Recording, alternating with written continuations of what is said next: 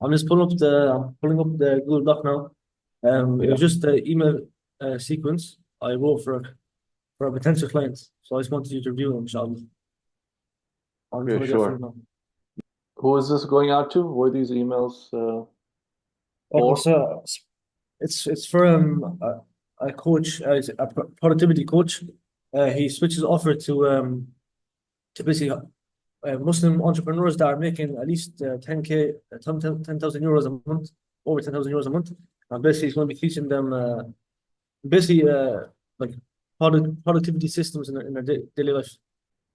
Um, He has like 70K followers on Instagram. That's how he okay, mostly gets his leads. Yeah, okay. And the PPM is what? it's called that's the name of his program. It's called the Peak Performance Mastery program. Peak Performance Mastery program. Peak Performance Mastery. Okay, Yeah. I wrote that content sequence for him because he asked me. He just texted he literally his COO like text me on WhatsApp. I said send me he sent me a Loom call of him explaining what the course is. And I said send me an example of what you can do for us. So I just logged in on the Kajabi, the seen his last two emails, and I based the sequence of that. okay. So this is currently not a client, but they're just showing them what you can do. Okay, I actually got the role. But I want to ask you a question. I guess I'll send it into the the group you can later on. ask it now. You can ask it Okay. now. Yeah, so my thing is about making an offer. So I asked him, so what do you like? What he said, he wants me to do emails, sales page, anything got to really copy. So it's not really specific. So I wasn't sure how to make an exact offer for that. How to like price my service. Mm. Well, first you need to find out how much money he's making. So you have to ask him how much revenue are you doing right now? Because he needs to be able to support paying a copywriter on retainer if he Yeah, needs like help with all kinds of copy. So that most likely it's going to be some sort of retainer arrangement where you write his like you have his you handle his day-to-day copywriting needs. yeah, So he should tell you like straight up what his revenue is. If he's making less than 30K a month, most likely he won't be able to pay you like a proper retainer for handling like on all kinds of copy. You could probably get if he's making less than 30K, you could probably get him on a 3K a month retainer up to like 5 or 6K. But yeah, he's gonna be like hassling you about it in terms of yeah, oh this and that. He's gonna like try to get the maximum out of you. yeah. Even Um, I worked with him before, to be honest. So I know his personality type. When you work with him, you're very like an employee. You have to be shown up to meetings. It's like very like employee. Okay. I mean, what I would suggest in terms of an offer, have you done paid work with him before? Yeah, so he's actually my first paying client. I just done an email copy with him. You could try to do some sort of sales activation campaign with him, like a one-off project where you get paid based off of number of deals closed, or sales generated or whatever it is. So that's one way to come up with an offer. Say like I'll send you a sequence of 10 emails to your list and you pay me like 15% of the revenue generated after they close. That is one offer. The other ways you can do a small upfront payment plus a percentage. So the same package, like 10 emails or something, and you'll be like, it's 1K upfront fee plus 10 to 15%, or let's say 15% of the deals closed. And before you can do all of that, like obviously you need to find out, okay, what is the price of the package? Do you know that? What is the price of his PPM offer? It's going to be around 5K, if not more. I'm not sure it's going to be more, but minimum is 5K because the people he's targeting they have to make 10K a month at least. So it's high ticket. It's a very high ticket. Okay, very good. So yeah, you can come up with a campaign where it's I'll send 10 emails to your leads who are on your list but haven't booked a call yet, and you pay me like 15% of any deals closed. So Yeah, and you can yeah, also do like just a flat upfront fee plus the percentage.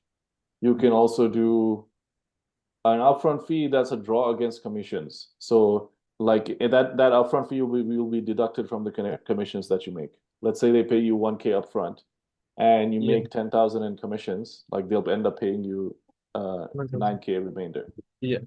Yeah, so those are different ways you can structure it.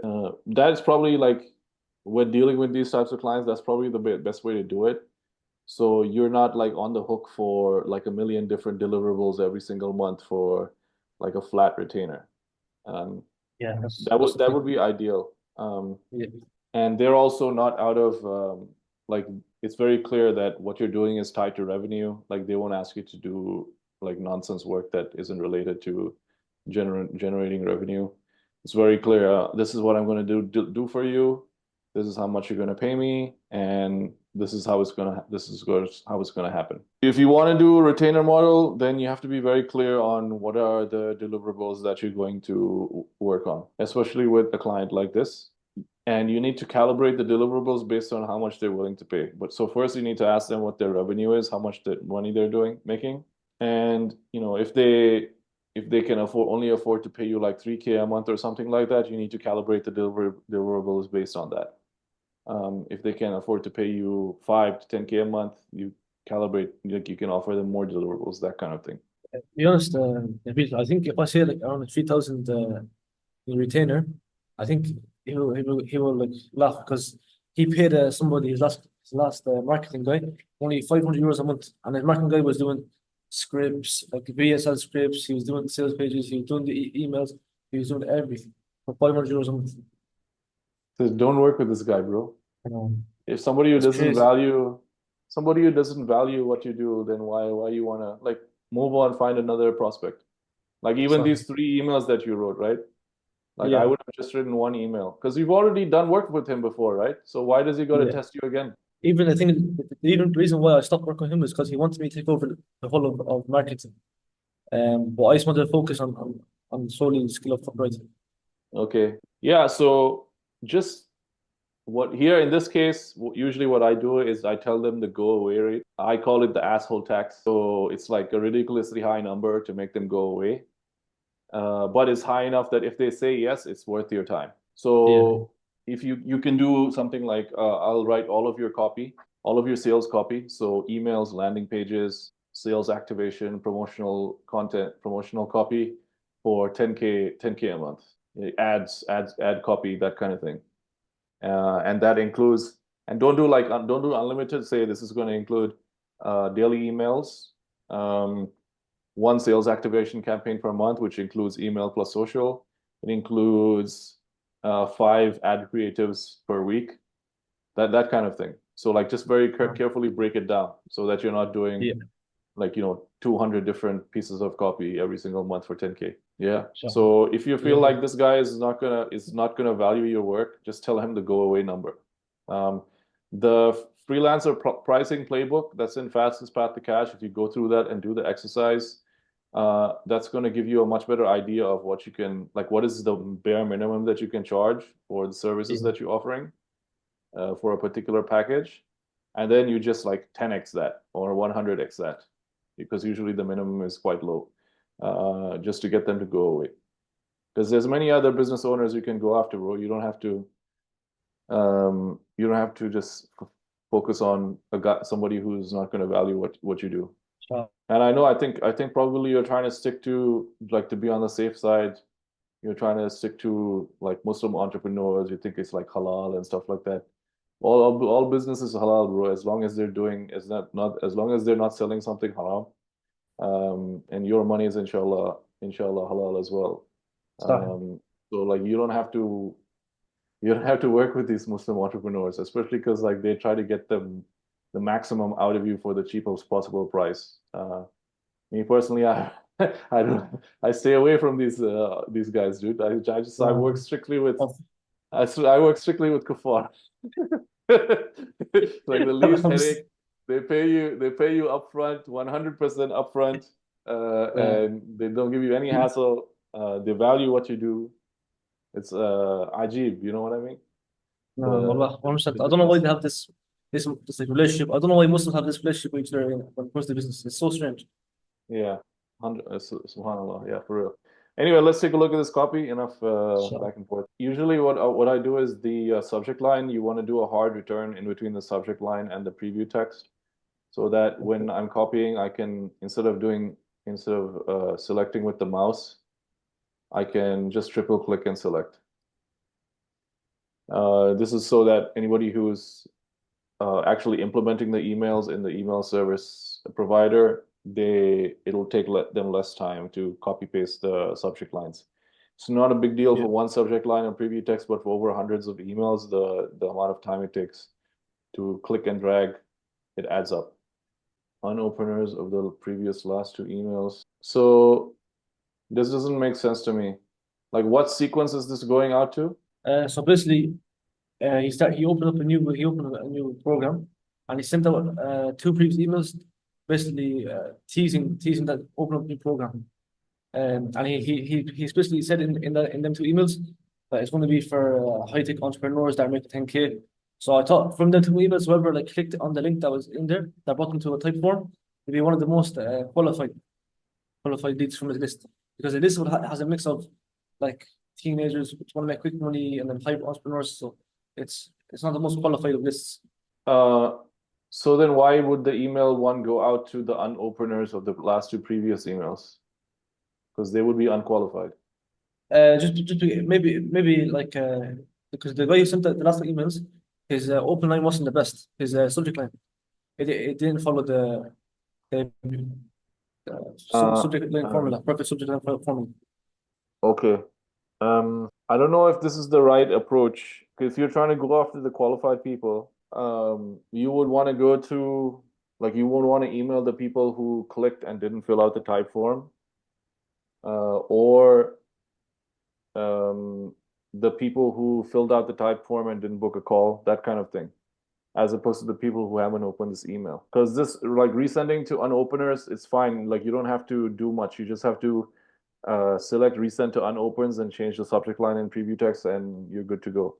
Yeah, you don't have to write a full-on email for this. So what is the process? You get the email, you click on the link, and it takes you to a type form. And then after the type form, what happens? You book a call. Is there a scheduling calendar after the type form? Yeah, scheduling calendar. Yeah. So after I submit the type form, it takes me to a different page with the calendar. Yeah. It's a type form. It's called type form. You'll answer like 3 to 4 questions that will be qualifying questions, and then you'll take into account where you book the call. Okay. So yeah, then your best bet is to do 2 emails. One email is for people who clicked on the link, so they saw that they went to the type form page, but they haven't submitted their application. They'll have, like, you can just say email 1, people who clicked on the link but haven't submitted an application. Like, they will know how to filter them out if they're using their own, like, there'll be tags in their email service provider. You don't have to like figure that out. Just say people who clicked on the link but didn't fill out the application. Okay? And then your subject line and email is just very simply quick question. It doesn't even need a preview text.